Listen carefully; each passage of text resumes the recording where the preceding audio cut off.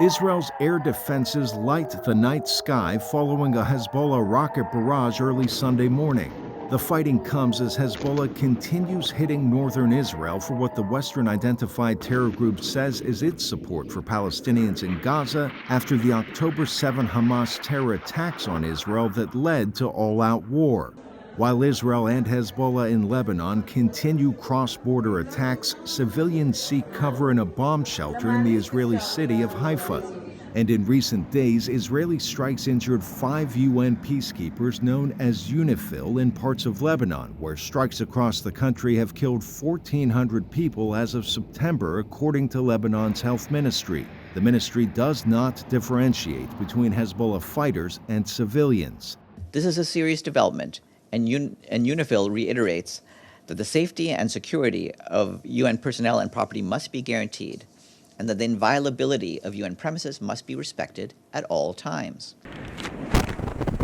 Israel has made clear in public statements that it's not targeting attacks on the Lebanese people or UNIFIL, but rather Iran-backed Hezbollah. Following news of the injuries to UN peacekeepers, Israeli Prime Minister Benjamin Netanyahu both issued an apology and a warning. הגיע הזמן שתוציא את יוניפיל ממעוזי החיזבאללה וממרחבי הלחימה. It is time you take UNIFIL out of Hezbollah strongholds and combat areas. Your refusal to evacuate UNIFIL soldiers makes them hostages in the hands of Hezbollah. It endangers them as well as our soldiers.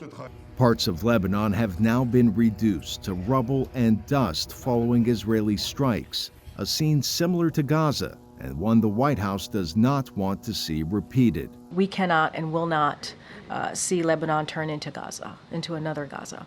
That is not what we want to see.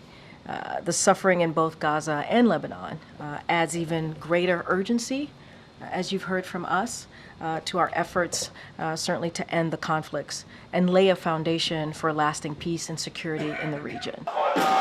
Meanwhile, Israelis in Tel Aviv took to the streets for their weekly protests against Netanyahu's government on Yom Kippur, the highest of Jewish holidays. They continued demanding a ceasefire to help broker a hostage release deal to free those still held by Hamas in Gaza following the October 7 attacks. Arash, Arabasadi, VOA News.